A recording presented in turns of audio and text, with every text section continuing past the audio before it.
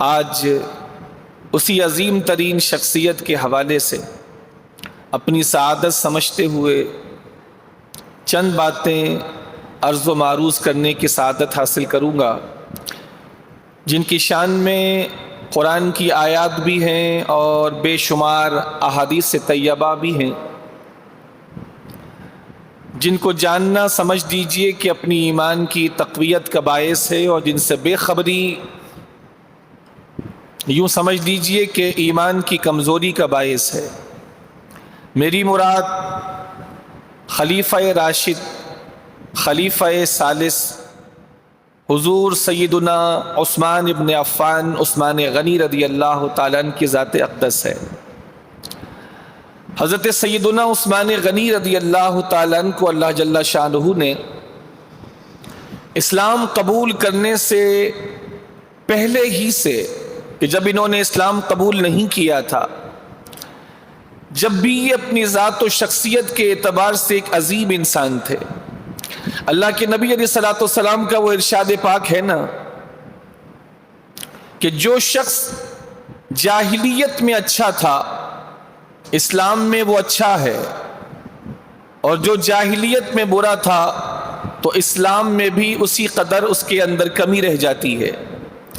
کہ جو جاہلیت میں اچھے تھے، جیسے مثال کے طور پر سیدنا ابو بکر صدیق اکبر رضی اللہ تعالیٰ عنہ ایام جاہلیت میں، یعنی جب وہ اسلام نہیں لے کر آئے تھے، جب بھی وہ ایک عظیم ترین انسان تھے، اس وقت بھی وہ سچ بولا کرتے تھے، اس وقت بھی وہ لوگوں کے کام آیا کرتے تھے، اس وقت بھی ان کی ذات مرجع خلائق تھی۔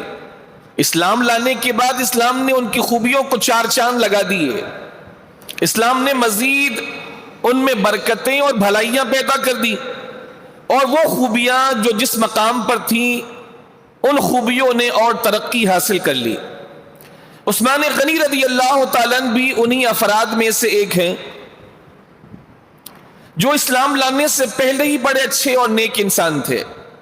یعنی ان کی خوبیوں کا اندازہ اس بات سے لگا لیجئے کہ عثمان غنی رضی اللہ تعالیٰ عنہ نے ایام جاہلیت میں بھی کبھی کوئی ایسا کام نہیں کیا جو شرم کا باعث ہو، حالانکہ خرابیاں اپنے عروج پر تھی۔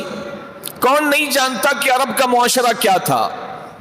جو بھی تاریخ کا مطالعہ کرنے والا ہے یا تاریخ کو سننے والا ہے، اس کو یہ بات بخوبی معلوم ہے کہ ہر طرح کی برائی عرب میں نبی کریم علیہ الصلوۃ والسلام کی بعثت مبارکہ سے قبل عروج پر تھی، ہر برائی، حتیٰ کہ وہ برائیاں بھی جن کو سن کر آج بھی لوگوں کے رونگٹے کھڑے ہو جاتے ہیں۔ مثلاً ایک قوم تھی جو بیٹیوں کو زندہ دفن کر دیا کرتی تھی۔ آج بھی اس معاشرے میں بھی جبکہ اسلام سے لوگوں کا تعلق بڑا کمزور ہو چکا ہے، آج بھی اس برائی کو لوگ سنتے ہیں تو کانپ اٹھتے ہیں، حالانکہ یہ برائی بھی عرب کے ایک قوم میں، پورے عرب میں تو نہیں لیکن عرب کے ایک قوم میں یہ برائی بھی موجود تھی، اور عرب کے معاشرے میں یہ برائی تو عام تھی کہ وہ لوگ خانہ کعبہ کا طواف بغیر لباس کے کیا کرتے تھے، یعنی بدن پر ایک چھوٹا سا ٹکڑا بھی لباس کا نہیں ہوتا، اس کے بغیر خانہ کعبہ کا طواف کرتے تھے، اور سمجھتے تھے کہ یہ اعلیٰ درجے کی عبادت ہے۔ یعنی ان کے یہاں اچھائی اور برائی کے معیارات تبدیل ہو چکے تھے۔ تو ایسے برے معاشرے میں بھی چند افراد ایسے تھے جو اس زمانے میں بھی بڑے اچھے تھے، اور جب وہ اسلام لے کر آئے تو اسلام نے ان کی خوبیوں میں مزید اضافہ کیا ہے۔ انہی چند اچھے لوگوں میں سے ایک عثمان غنی رضی اللہ تعالیٰ عنہ۔ حضرت کا نام عثمان ہے، ان کے والد کا نام عفان ہے۔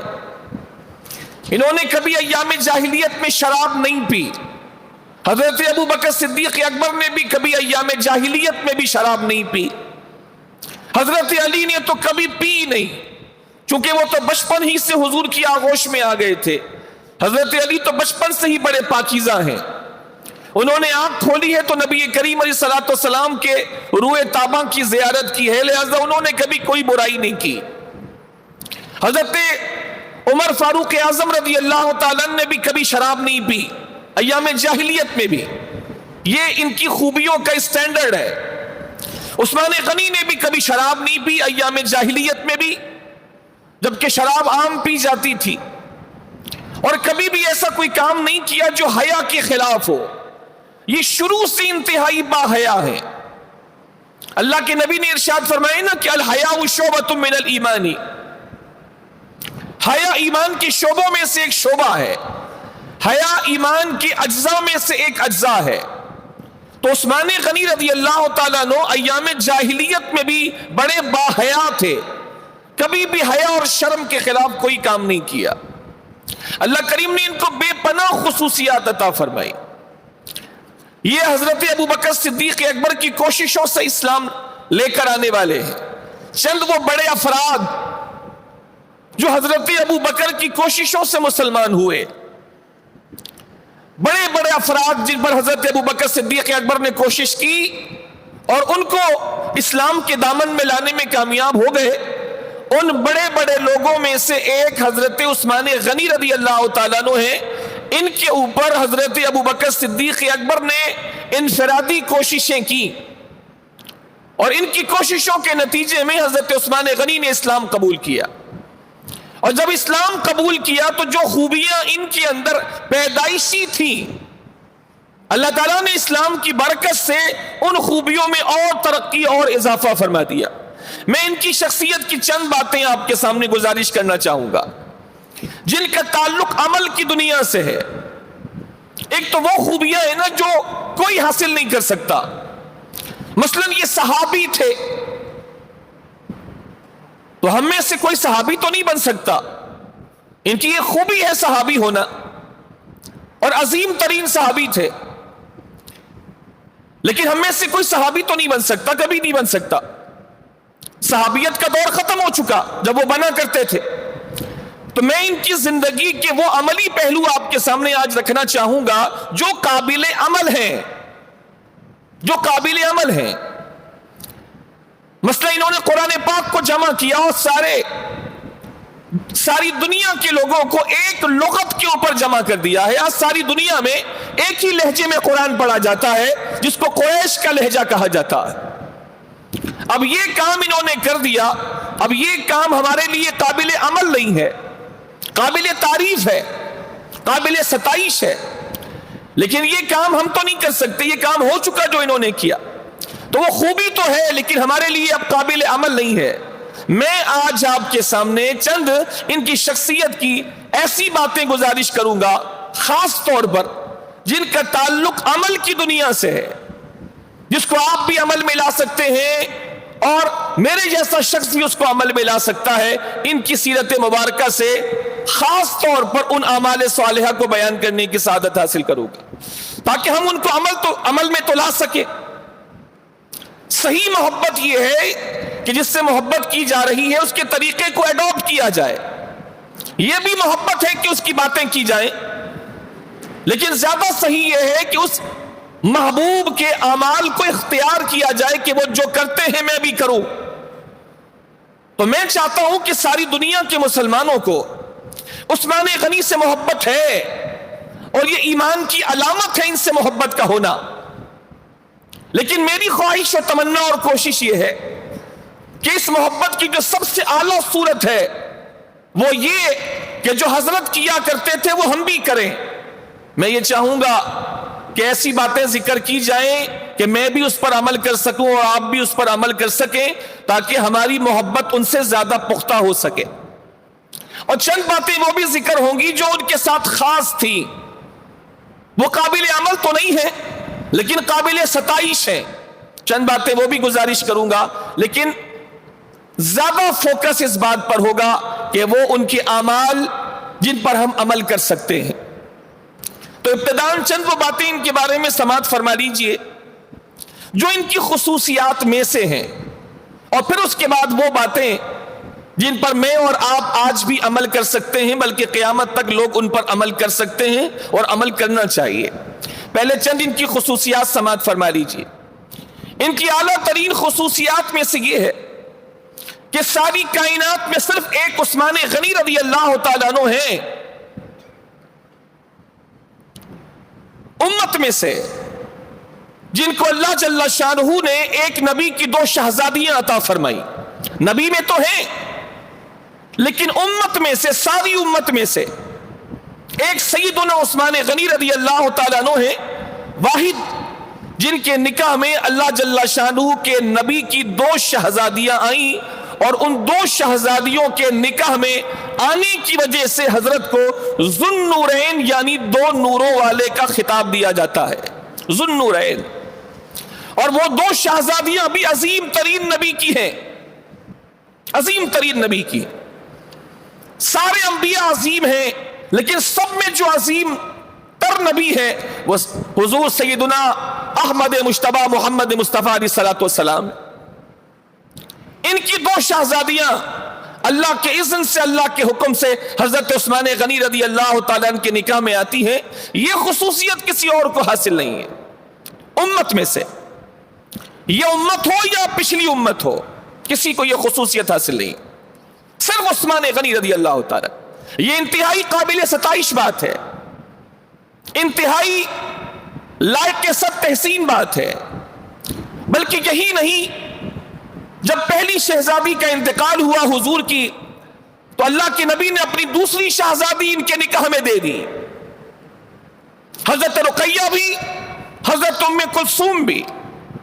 اور جب ان دونوں کا انتقال ہو گیا یکے بعد دیگرے, پہلے ایک نکاح میں گئیں, ان کا وصال ہوا, پھر دوسری نکاح میں گئیں اور ان کا بھی وصال ہو گیا, تو اللہ کے نبی علیہ الصلوۃ والسلام کا یہ ارشاد پاک احادیث صحیحہ میں ملتا ہے مختلف روایتوں کے ساتھ. جو زیادہ صحیح روایت ہے اس کے مطابق یہ کہ اللہ کے نبی علیہ الصلوۃ والسلام نے ان کو مخاطب کر کے ارشاد فرمایا, عثمان اگر میری 10 بیٹیاں بھی ہوتی اور ایک ایک کر کے فوت ہوتی جاتی تو میں 10 کی 10 بیٹیاں تمہارے نکاح میں دے دیتا, اس لیے کہ میں تم سے راضی ہوں.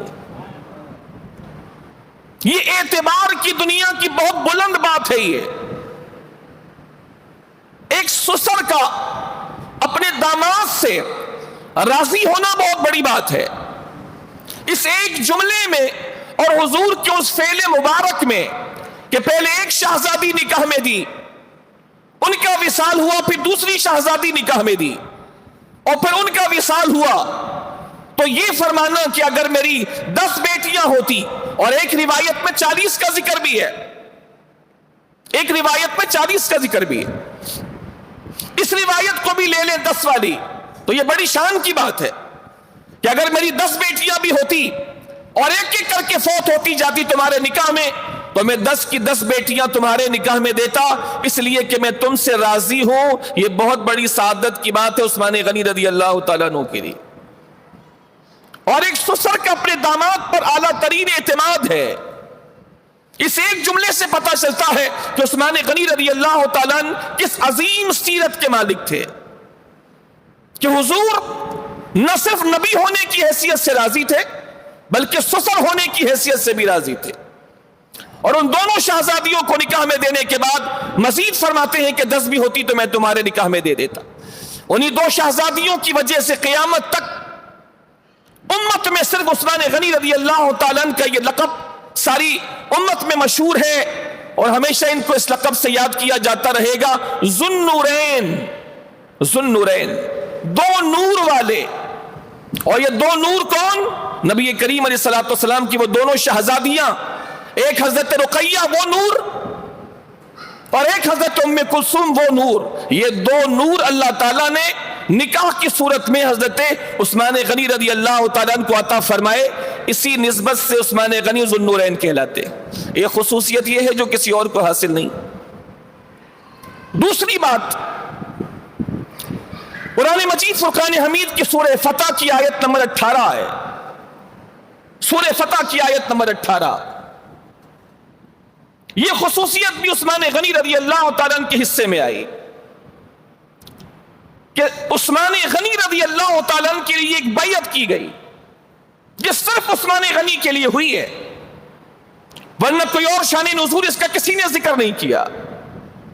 صرف عثمان غنی کے لیے بیعت لی گئی ہے جس کو بیعت رضوان کہا جاتا ہے, جس میں جتنے بھی صحابہ تھے 1400 یا جتنی بھی تعداد تھی, ان تمام نے خاردار درخت کے نیچے ایک کانٹے دار درخت کے نیچے بیٹھ کر اللہ کے نبی کے ہاتھ میں ہاتھ دے کر بیعت کی تھی عثمان غنی کا قصاص لینے کے لیے۔ واقعہ یہ ہے کہ نبی کریم علیہ الصلوۃ والسلام بیت اللہ شریف کی زیارت کے ارادے سے نکلے، صحابہ کرام کی جماعت ساتھ لے کر، عمرہ کرنا تھا، ہدی کے جانور بھی ساتھ تھے۔ اللہ کے نبی علیہ الصلوۃ والسلام نکلے کہ ہمارا ارادہ لڑنے کا نہیں ہے، ہم زیارت حرمین، زیارت حرم کے لیے آئے ہیں۔ تو عثمان غنی رضی اللہ تعالیٰ عنہ کو اللہ کے نبی علیہ الصلوۃ والسلام نے نمائندہ بنا کر کے بھیجا، اور ان کو نمائندہ بنانے کا مقصد یہ تھا کہ عثمان غنی رضی اللہ تعالیٰ عنہ کی اچھی بات تھی، زیادہ اچھی بات تھی عرب والوں کے ساتھ، قریش کے ساتھ، چونکہ مالدار گھرانے سے ان کا تعلق تھا تو بڑے لوگوں سے ان کے تعلقات تھے، اور عرب والے ان کو مان دیتے تھے۔ عثمان غنی کو اللہ کے نبی علیہ الصلوۃ والسلام نے بھیجا بات کرنے کے لیے، سرداران قریش سے، اشراف مکہ سے۔ عثمان غنی گئے، بات شروع کی، انہوں نے ماننے سے انکار کر دیا کہ اس سال تو نہیں، اگلے سال آ جائیں، ہم اس سال اجازت دینے کے لیے تیار نہیں ہیں۔ اور عثمان غنی سے یہ کہا ان لوگوں نے کہ ہم آپ کے نبی کو تو اجازت نہیں دیں گے، اور آپ کے ساتھ آنے والے لوگوں کو تو کعبہ شریف کی زیارت کی اجازت نہیں دیتے۔ ہاں آپ آ گئے ہیں، آپ سے ہمارے تعلقات بھی اچھے ہیں، ہم آپ کو اس بات کی اجازت دیتے ہیں کہ آپ چاہیں تو خانہ کعبہ کا طواف کر لیں، زیارت کر لیں، اور آپ جو یہاں پر عبادت کرنا چاہتے ہیں آپ کو اجازت ہے۔ اگر آج کی دنیا کا کوئی شخص ہوتا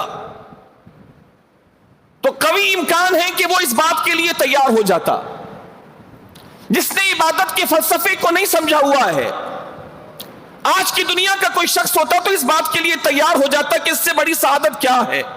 خانہ کعبہ کو دیکھے ہوئے ایک عرصہ بیت گیا، ہمیں ہجرت کیے ہوئے ایک عرصہ بیت گیا، اور مجھے آفر ہو رہی ہے کہ آپ کے ساتھیوں کو اور جن کو آپ نبی تسلیم کرتے ہیں ان کو تو اجازت نہیں، لیکن عثمان آپ کو اجازت ہے، آپ خانہ کعبہ کا طواف بھی کر سکتے ہیں، مقام ابراہیم پر جا سکتے ہیں، صفا و مروہ پہ جا سکتے ہیں، آپ جو چاہیں کر سکتے ہیں، آپ کو اجازت ہے۔ اگر آج کے دور کا یا کسی بھی دور کا ایسا اسلام کا کلمہ پڑھنے والا ہوتا جو عبادت کے فلسفے کو سمجھا ہوا نہ ہوتا تو اس کام کے لیے وہ تیار ہو جاتا، لیکن عثمان غنی رضی اللہ تعالیٰ نے عبادت کا جو فلسفہ سمجھا تھا اور جو سمجھا دیا وہ عظیم تر ہے۔ جب ان کو یہ آفر دی گئی کہ آپ کر لیں، آپ کے نبی کو اجازت نہیں ہے، تو عثمان غنی رضی اللہ تعالیٰ نے برملا ارشاد فرمایا کہ اللہ کی عزت کی قسم ہے، میں محمد مصطفیٰ کو چھوڑ کر خانہ کعبہ کا طواف کرنا نہیں چاہتا، میں حضور کو چھوڑ کر خانہ کعبہ کا طواف نہیں کر سکتا، حضور ہوں گے تو طواف ہوگا، اگرچہ مجھے اجازت ہے لیکن میں اس کے لیے تیار نہیں۔ اس کے پس منظر میں یہ فلسفہ ہے، گویا عثمان غنی یہ سمجھا گئے کہ ہم نے کعبے کی عظمت کو بھی سمجھا ہے تو محمد مصطفیٰ کی وجہ سے سمجھا ہے، ہم کعبے کی عظمتوں کو بھی تسلیم کرتے ہیں تو محمد مصطفیٰ کی تعلیمات کی وجہ سے، ہم قرآن کو بھی عظمت والی کتاب مانتے ہیں تو محمد مصطفیٰ کے بتانے پر۔ ہمیں نہ تو قرآن پتا تھا، نہ رحمان کا پتا تھا، ہمیں نہ جنت کا پتا تھا نہ جہنم کا پتا تھا، ہم نے جو کچھ بھی مانا ہے محمد مصطفیٰ کی تعلیم اور ان پر اعتماد کی وجہ سے مانا ہے۔ تو یہ کیسے ہو سکتا ہے کہ محبوب تو خانہ کعبہ کا طواف کرنے سے روک دیا جائے اور محبت کرنے والے کو کہا جائے کہ تم خانہ کعبہ کا طواف کر لو؟ سچی محبت یہ ہے کہ محبوب آگے آگے ہوگا اور غلام پیچھے پیچھے ہوں گے، تبھی طواف ہوگا، اس کے بغیر نہیں۔ آپ اٹھا کے دیکھ لیں جتنی روایات اس حوالے سے ہیں،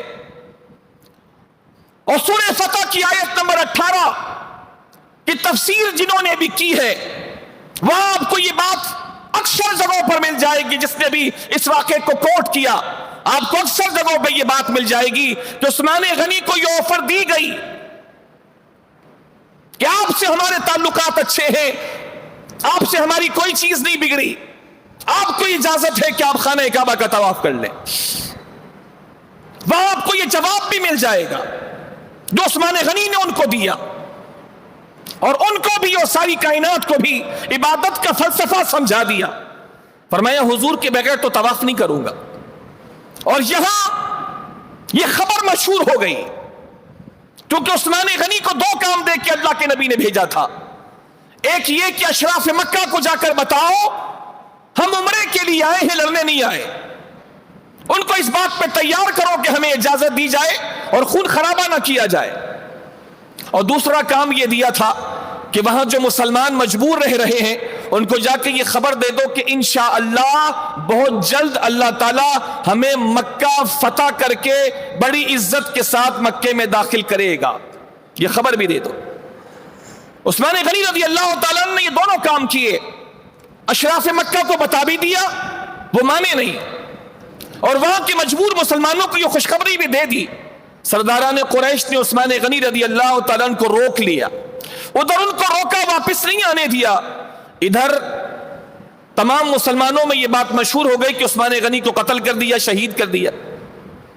تو جب ان کے شہید کرنے کی خبر مسلمانوں میں مشہور ہوئی تو اس موقع پر اللہ کے نبی علیہ الصلوۃ والسلام نے اللہ کے فرمان پر اس درخت کے نیچے ایک بیعت لی حضرت عثمان کا قصاص لینے کے لیے کہ انہوں نے عثمان غنی کو اگر قتل کر دیا تو ہم بدلہ لیں گے. حالانکہ اس وقت مسلمانوں کے پاس جنگی سامان نہیں تھا, اپنے علاقے سے دور تھے, دشمنوں سے قریب تھے. دشمن یہی چاہتے تھے کہ خون خرابہ ہو. یہ اپنے علاقے سے دور, احرام کی چادروں میں, جنگی سامان بھی نہیں. لیکن جب اللہ کے نبی نے ان کو بیعت کرنے کے لیے بلایا کہ آؤ بیعت کریں, اگر ہمارے عثمان کو انہوں نے شہید کر دیا ہے تو ہم ان کے خون کا بدلہ لیں گے. ایک صحابی بھی پیچھے نہیں رہے. جتنے بھی تھے 1400 تھے, جتنی بھی تعداد تھی, ان تمام نے اللہ کے نبی کے ہاتھ پر بیعت کی کہ اگر ان لوگوں نے عثمان غنی کو شہید کر دیا تو ہم ان کے خون کا قصاص لیں گے, بدلہ لیں گے. یہ بات اللہ کو اتنی پسند آئی کہ اللہ تعالیٰ نے قرآن مجید میں ان سے راضی ہونے کا اعلان فرما دیا اور ان کو مکہ فتح ہونے کی بشارت اسی موقع پر عطا فرما دی. سورہ فتح آیت نمبر 18. چنانچہ رب العزت ارشاد فرماتا ہے لقد رضی اللہ عن المؤمنین, تحقیق اللہ ان مومنوں سے راضی ہو گیا. لقد رضی اللہ, تحقیق اللہ راضی ہو گیا ہے, عن المؤمنین, ان مومنوں سے, اذ یبایعونک تحت الشجرہ, اس وقت خاص اس موقع کے لیے اللہ اپنی رضا کی یہ خوشخبری سنا رہا ہے کہ جب وہ اس درخت کے نیچے اے حبیب آپ سے بیعت کر رہے تھے. فعلم ما فی قلوبہم, جو کچھ ان کے دلوں میں ہے اللہ جانتا ہے. فانزل السکینۃ علیہم, تو اللہ تعالیٰ نے ان کے دلوں کی پارسائی کی وجہ سے, ان کے دلوں کے نیک جذبات کی وجہ سے اللہ تعالیٰ نے اپنی طرف سے ان کے اوپر اطمینان اور سکینہ نازل فرما دیا. وَأَثَابَهُمْ فَتْحًا قَرِيبًا, اور اسی بے سر و سامانی کی کیفیت میں اسی درخت کے نیچے آپ کے سامنے بیٹھے ہوئے ہیں, اسی موقع پر اللہ تعالیٰ انہیں ایک قریب ملنے والی فتح کی بشارت بھی عطا فرما رہا. مکہ تو اسی دن فتح ہو گیا تھا جب حدیبیہ کی صلح ہوئی تھی, جب ان کافروں نے اللہ کے رسول اور رسول کے صحابہ کو روکا تھا حدیبیہ کے مقام پر.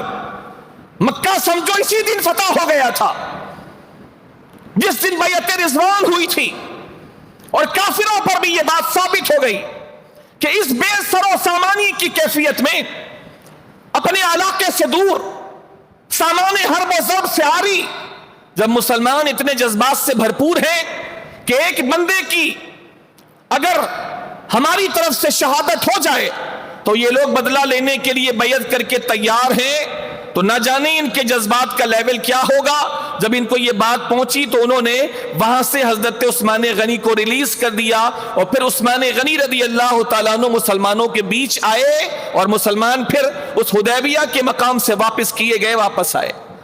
عمرے کی اجازت تو نہیں ملی, لیکن فتح سمجھے کہ مکہ اسی دن ہو گیا تھا, کیونکہ اللہ تعالیٰ نے اسی موقع پر بشارت دے دی فتحً قریبا کی. بشارت کا ملنا گویا مکے کی فتح تھی. اسی دن سمجھیں کہ مکہ فتح ہو گیا. اس کے بعد کافروں میں یہ جرأت نہیں ہو سکی اس جذبے کو دیکھنے کے بعد کہ مسلمانوں کے خلاف کوئی بڑی کارروائی کر سکے. تو اس آیت کا نزول بھی خاص عثمان غنی کی وجہ سے کہ اگر یہ نہ بھیجے جاتے اور ان کو نہ روکا گیا ہوتا اور ان کے قتل کی خبر مشہور نہ ہوئی ہوتی تو پھر اس آیت کا نزول بھی نہ ہوتا. اس آیت کے نزول کی شان یہی ہے کہ ان کے قتل کی خبر مشہور کر دی گئی. تو اس کے نتیجے میں اللہ کے نبی نے بیعت لی. اور صحابہ کی بھی کیا شان ہے, کیا ان کے جذبات ہیں کہ تھوڑی تعداد میں ہیں, اپنے علاقے سے دور ہیں, لیکن نبی ایک آواز لگاتے ہیں, آؤ بیعت کریں بدلہ لینے کی. اور سارے صحابہ نبی کے ہاتھ میں ہاتھ دے کر بیعت کر لیتے ہیں. اور عثمان غنی کی بھی شان دیکھیں کہ وہاں آفر ہو رہی ہے کہ آپ خانہ کعبہ کا طواف کر لیں, مقام ابراہیم پہ نماز پڑھ لیں, آپ صفا و مروہ کی صحیح کر لیں, آپ وہ سارے کام کر لیں جن سے ہم نے ان کو روکا ہے. لیکن عثمان غنی نے یہ جواب دیا کہ میں اللہ کے نبی کو چھوڑ کر ان اعمال میں سے ایک عمل کرنے کے لیے بھی تیار نہیں ہوں. یہ عثمان غنی رضی اللہ تعالیٰ عنہ کی اپنے حبیب سے محبت کی واضح علامت ہے. اور دوسری بات, اللہ کے نبی جب سب سے بیعت لے رہے تھے, سیدھا ہاتھ بڑھا کر ہاتھ میں ہاتھ دے کر صحابہ بیعت کر رہے تھے, تو آخر میں اللہ کے نبی نے ان تمام کی بیعت کے بعد اپنا بایاں ہاتھ مبارک اللہ کے نبی نے دائیں ہاتھ مبارک پہ رکھا اور فرمایا یہ میرا بایاں ہاتھ عثمان کا ہاتھ ہے, میں عثمان کی طرف سے بھی بیعت کرتا ہوں. یعنی اپنے بائیں ہاتھ کو اللہ کے نبی نے عثمان غنی کا ہاتھ قرار دیا اور فرمایا کہ میں عثمان کی طرف سے بھی یہ بیعت کر رہا ہوں کہ عثمان بھی اس بیعت میں شامل ہے جو بیعت تمام لوگوں سے دی گئی ہے. یہ بھی ان کی خصوصیات میں سے. اب چند باتیں میں چاہوں گا کہ جو ان کی خصوصیات سے ہٹ کر ہیں, جو قابل عمل ہیں, جن پر میں اور آپ عمل کر سکتے ہیں بلکہ عمل کرنا چاہیے. مثلاً عثمان غنی رضی اللہ تعالیٰ عنہ کی ایک بڑی خوبصورت عادت یہ تھی کہ وہ ایک ہفتے میں ایک قرآن پورا ختم کر لیتے تھے. پورا شیڈیول تھا ان کا, پورا شیڈیول تھا. مثلا جمعے کے دن مجھے کہاں سے کہاں تک پڑھنا ہے, جیسے دنیا کے معاملات میں لوگوں کے شیڈیول ہوتے ہیں, ہونے چاہیے. دنیا کے معاملات میں لوگوں کے اپنے جدول ہوتے ہیں اور ہونے بھی چاہیے, جو اچھے جدول ہیں. دین کے معاملے میں بھی شیڈیول ہونا چاہیے. کب مجھے قرآن پڑھنا ہے, مغرب کے بعد میں قرآن پڑھوں گا یا فجر کے بعد میں قرآن پڑھوں گا.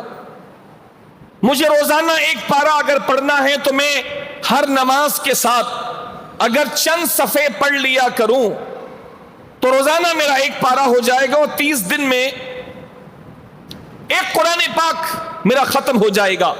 ایک پارہ اگر میں روز پڑھ لوں, کچھ فجر میں پڑھ لوں, کچھ ظہر میں پڑھ لوں, کچھ عصر میں پڑھ لوں, یوں میں تقسیم کر لوں تو روزانہ میں ایک پارہ پڑھ سکتا ہوں. عثمان غنی ہر ہفتے ایک قرآن ختم کرتے. جمعے کو میں شروع کروں گا اور اس صورت پر لا کے میں ختم کر دوں گا. پھر ہفتے کو میں نے یہاں سے یہاں تک پڑھنا ہے, پھر اتوار کو مجھے یہاں سے یہاں تک پڑھنا ہے, پھر پیر کو میرا یہاں سے یہاں تک پڑھنے کا شیڈیول ہوگا. اس طرح عثمان غنی رضی اللہ تعالیٰ عنہ جمعے سے قرآن شروع کرتے اور جمعرات کو لا کے ختم کر دیا کرتے. ہفتے میں ایک قرآن, یہ ایک الگ شیڈیول تھا ان کا قرآن پڑھنے کا. یہ وہی ہیں جنہوں نے قرآن کو ایک لہجے پر جمع کیا. ابو بکر صدیق اکبر رضی اللہ تعالیٰ نے قرآن کو مختلف مقامات سے صحیفے میں جمع کیا. وہ بھی قرآن کو جمع کرنے والے ہیں, لیکن قرآن مختلف جگہوں پہ لکھا تھا, بکریوں کی کھال پر, پتھر پہ, لکڑی پہ. تو انہوں نے تمام جگہوں سے جمع کر کے ایک صحیفے کی شکل میں, ایک کتاب کی شکل میں جمع کیا تھا. اور عثمان غنی رضی اللہ تعالیٰ عنہ بھی قرآن کو جمع کرنے والے ہیں. وہ لہجے کے اعتبار سے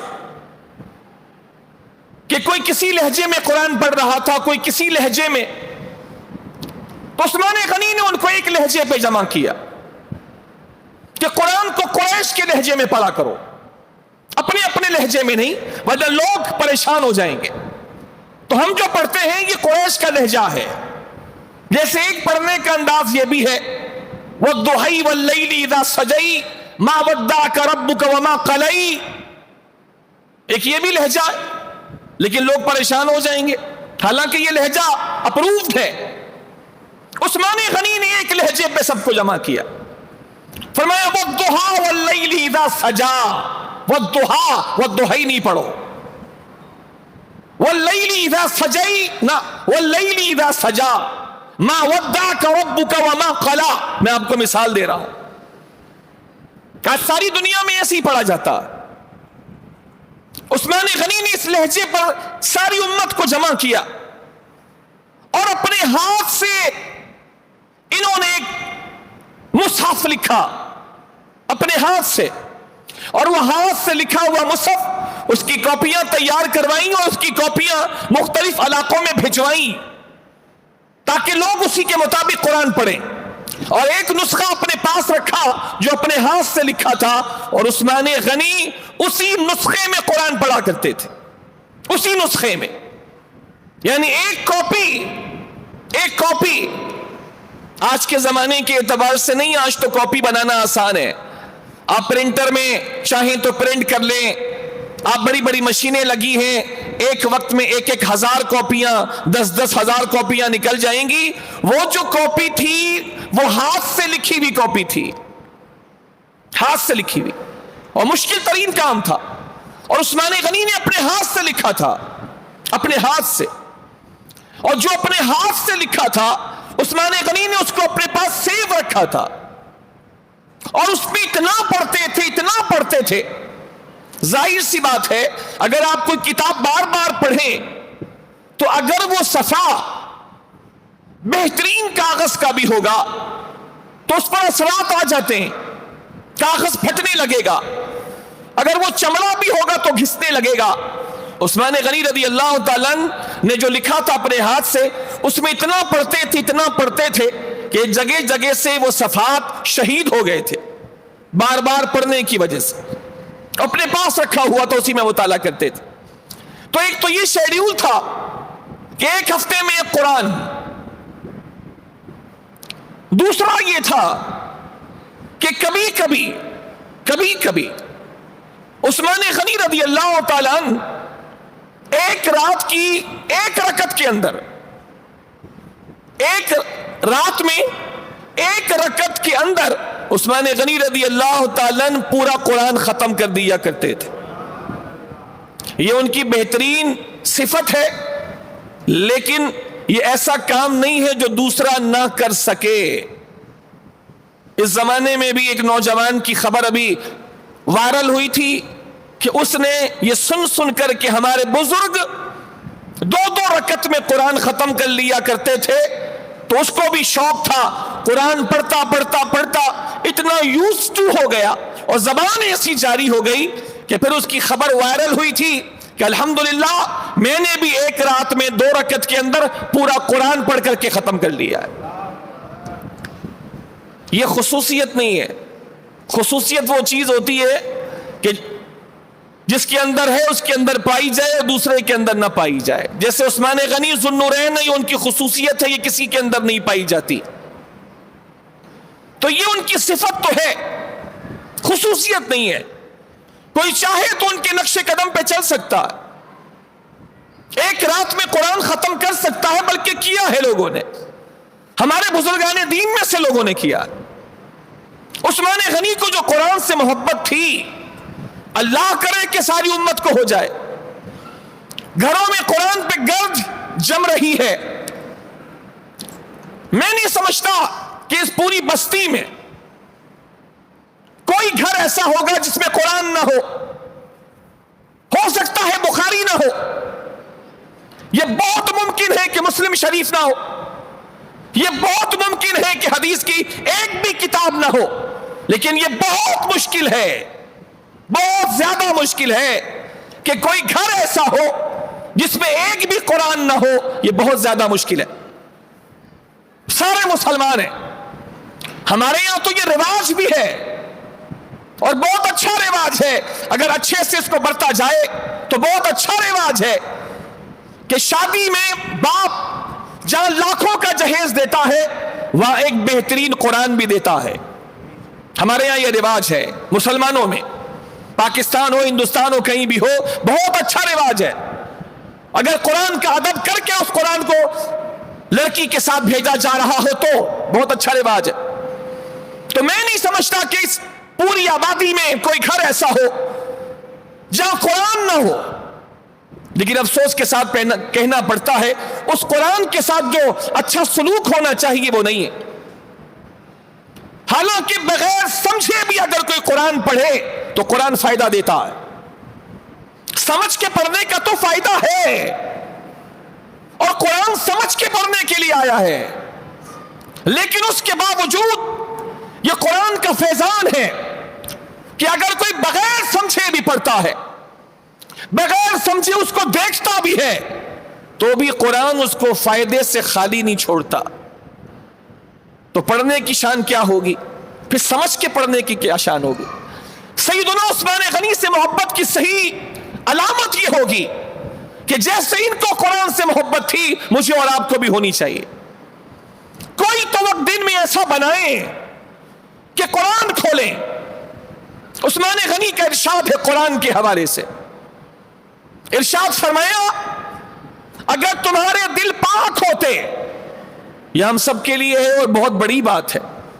عثمان غنی نے ایک جملے میں, اگر ہمارے پاس ضمیر ہے تو ہمارے ضمیر کو عثمان غنی نے اس ایک جملے سے جھنجھوڑ دیا ہے. اور جن کے ضمیر مر چکے ہیں تو پھر ان کے سامنے تو قیامت بھی آ جائے تو ان پر اثر نہ پڑے. بات ضمیر کی ہوتی ہے. انسان مر جائے اتنا مسئلہ نہیں ہے, لیکن ضمیر مر جائے تو بہت بڑا مسئلہ ہے, بہت بڑا مسئلہ ہے. انسان مر جائے اتنا بڑا مسئلہ نہیں, لیکن زندہ انسان اس کا ضمیر مر جائے, جیسے میدان کربلا میں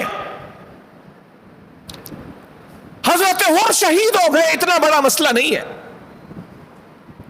حضرت اونا محمد شہید ہو گئے اتنا بڑا مسئلہ نہیں ہے, لیکن سامنے جو لوگ ان کو شہید کر رہے تھے ان کے ضمیر مر چکے تھے, یہ زیادہ بڑا مسئلہ ہے.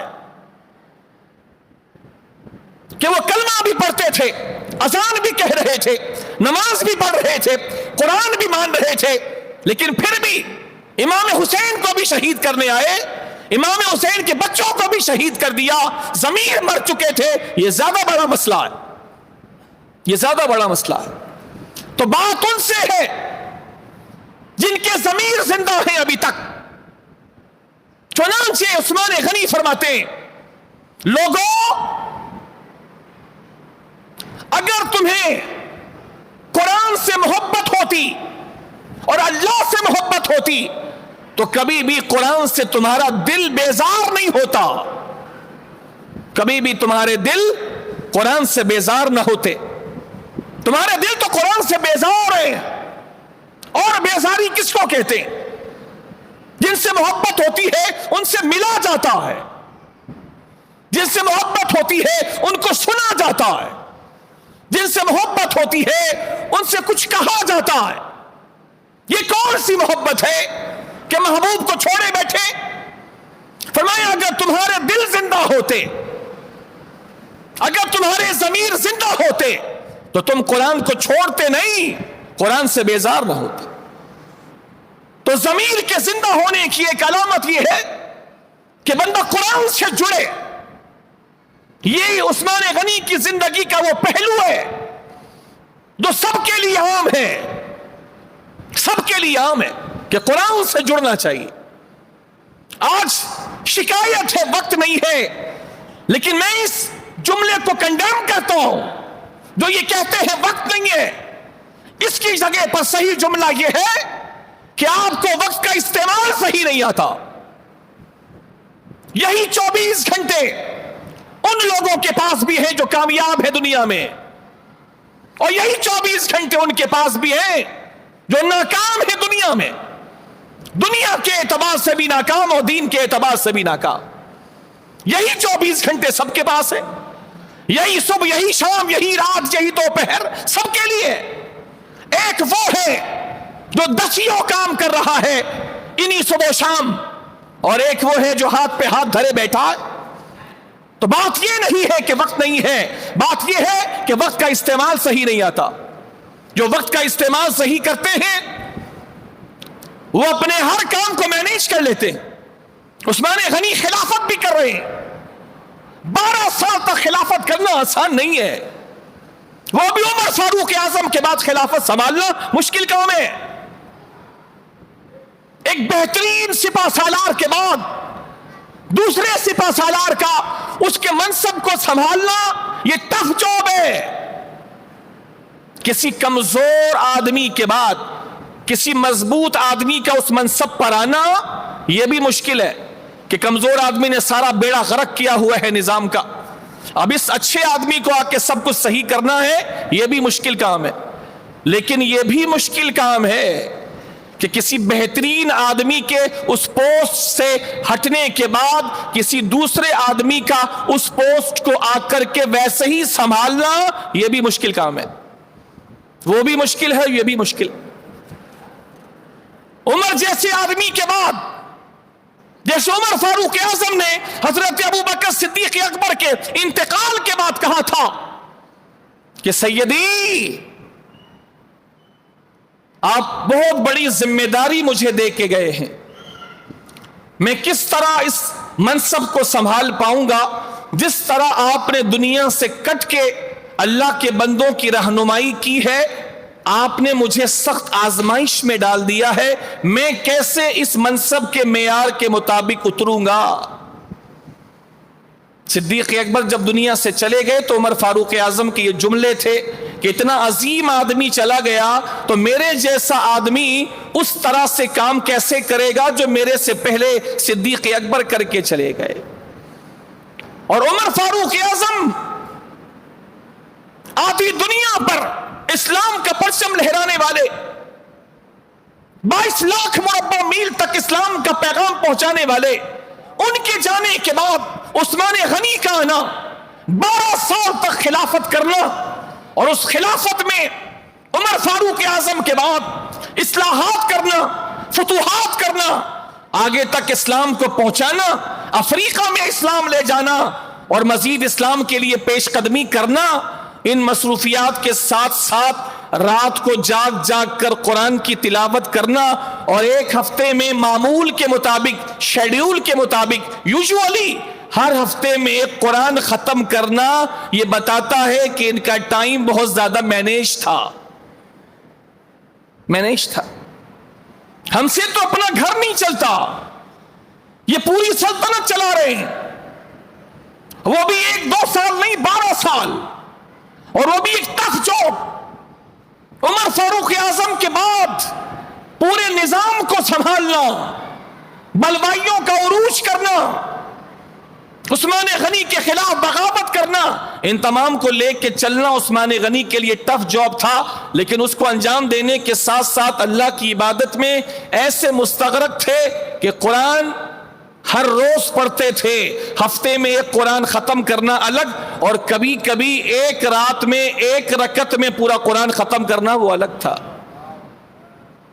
وہ ختم کرنا الگ تھا۔ یہ ان کی قرآن سے محبت، ایک بات۔ دوسری چیز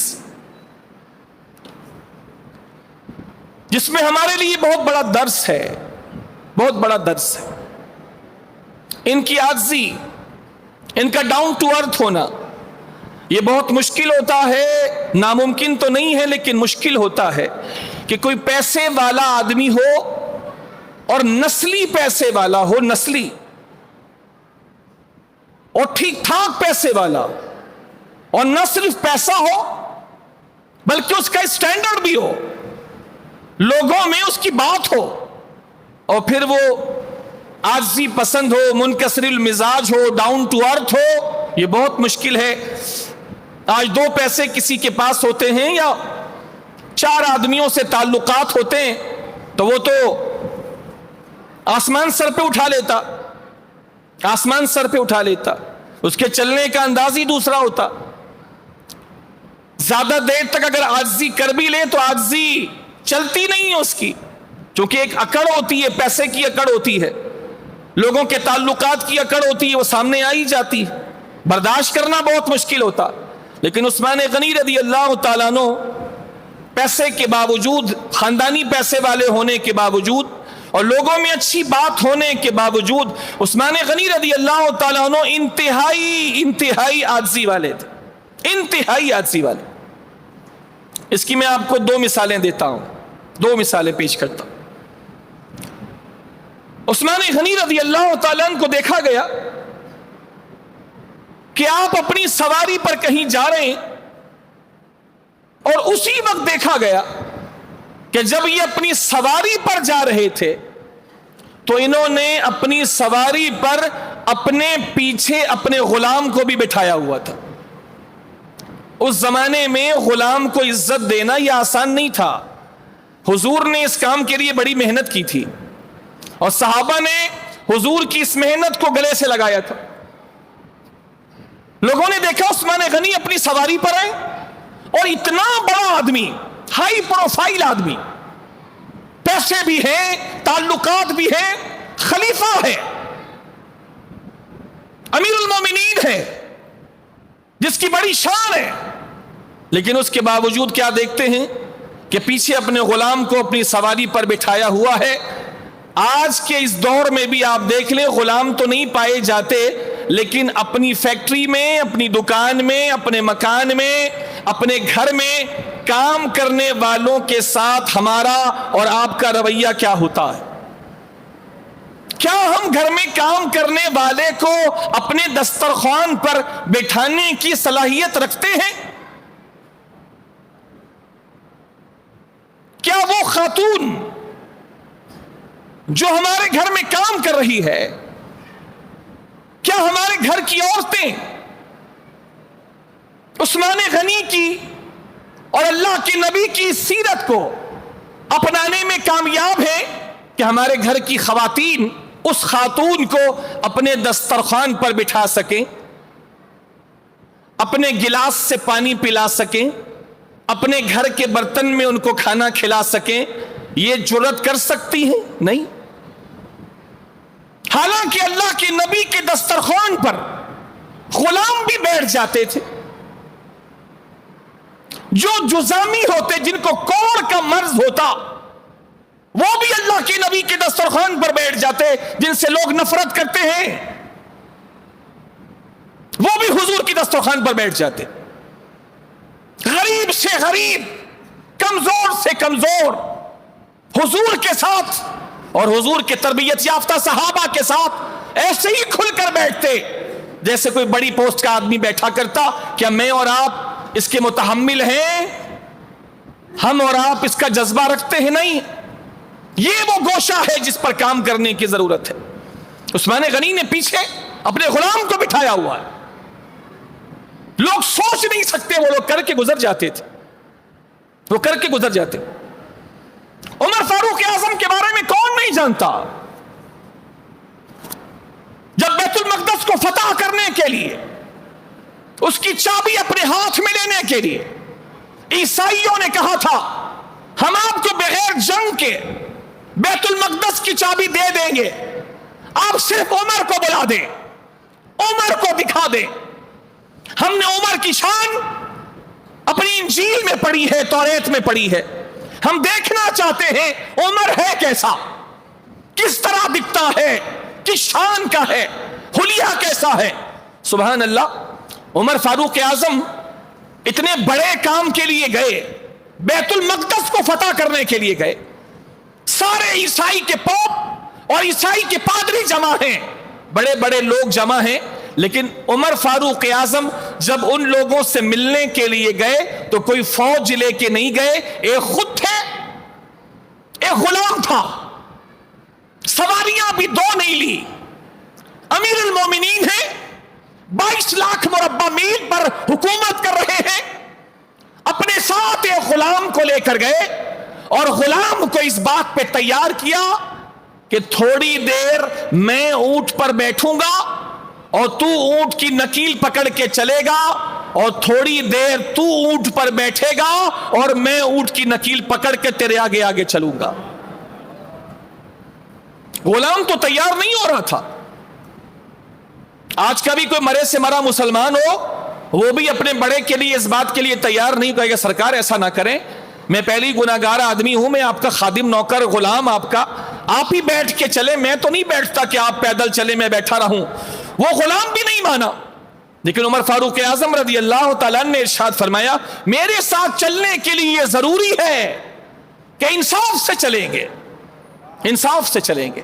ایسا نہیں ہوگا کہ میں بیٹھا رہوں تو پیدل چلے, اور سواری بھی ہم دو نہیں لیں گے, بیت المال پہ بوجھ نہیں ڈالیں گے, اس طرح جائیں گے کبھی تو سوار میں پیدل, کبھی میں سوار تو پیدل.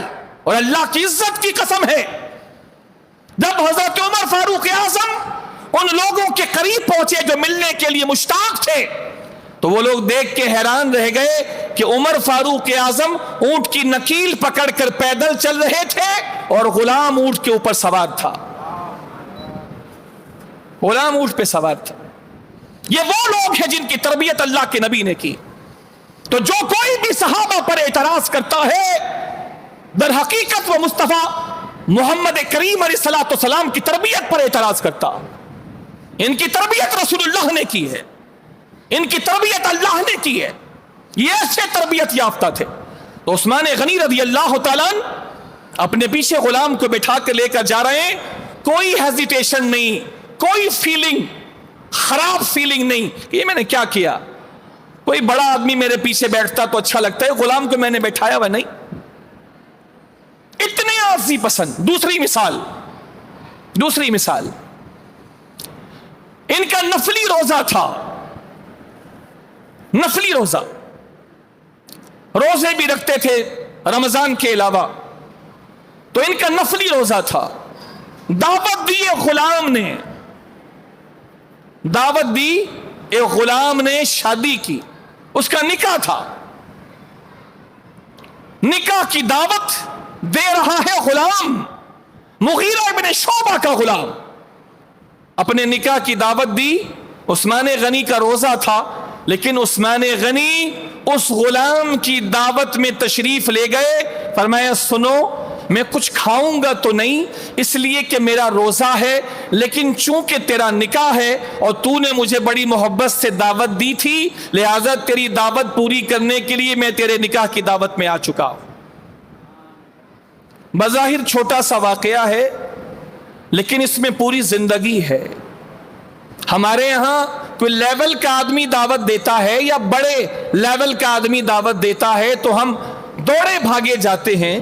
کوئی غریب دعوت دے دے اور ہمیں پتا ہے کہ اس کے یہاں زیادہ سے زیادہ مری سی بریانی ہوگی یا سالن روٹی ہوگی, اور کیا ہوگا, اگر نہیں جاؤں گا تو کون سا یہ میرا کچھ بگاڑ لے گا, میری کوئی فائل روک لے گا یا میرے کام آنے سے پیچھے رہ جائے گا. ویسی کمزور آدمی, غریب آدمی ہے, نہیں جاؤں تو کوئی مسئلہ بھی نہیں ہے, لہذا نہیں جاتا, نہیں جاتا.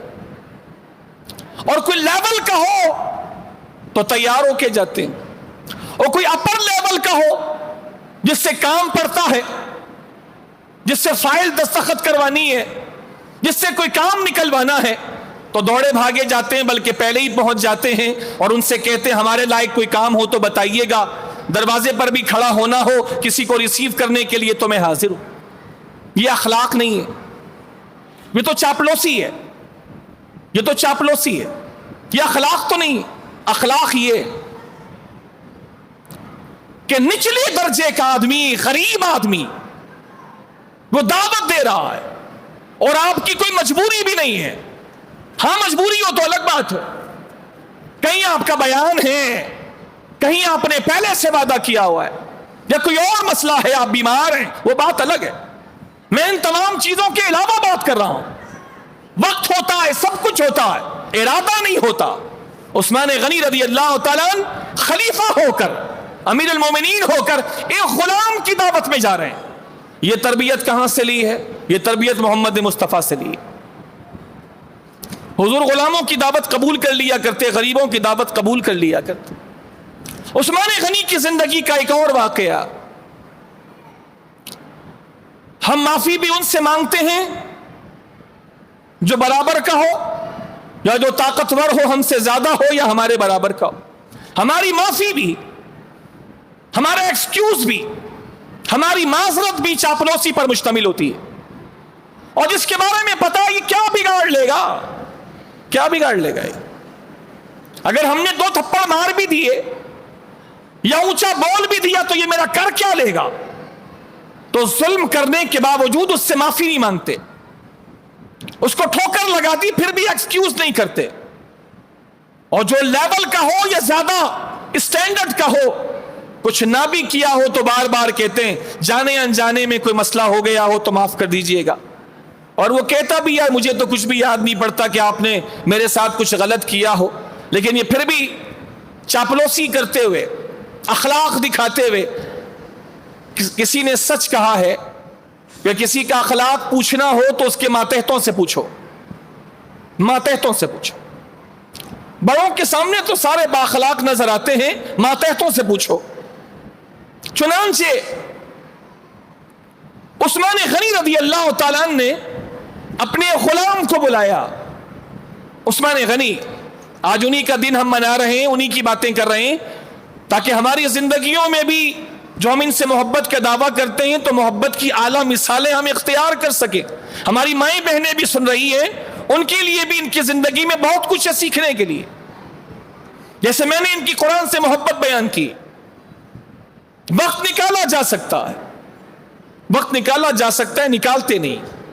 میں نے ان کی عاجزی کی بات کی کہ ڈاؤن ٹو ارتھ تھے، پیسے والے ہونے کے باوجود کبھی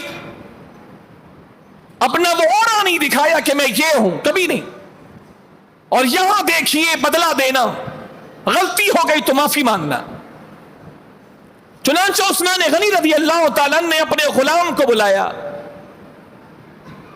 اور ارشاد فرمایا ایک مرتبہ میں نے غصے میں تمہارا کان پکڑ لیا تھا. انسان ہے، انسان ہے، لیکن اچھا انسان وہ ہے جو اپنی غلطی پر جلدی نادم ہو جائے. اس سے کہا کہ میں نے ایک مرتبہ تمہارا کان پکڑا تھا، تمہیں تکلیف ہوئی ہوگی، لہذا میں چاہتا ہوں کہ دنیا میں حساب برابر ہو جائے اور اللہ کے ہاں اس کے بارے میں نہ پوچھا جائے. تو میں تم سے یہ کہہ رہا ہوں تم بھی میرا کان پکڑ کے کھینچو. غلام سے کہہ رہے ہیں.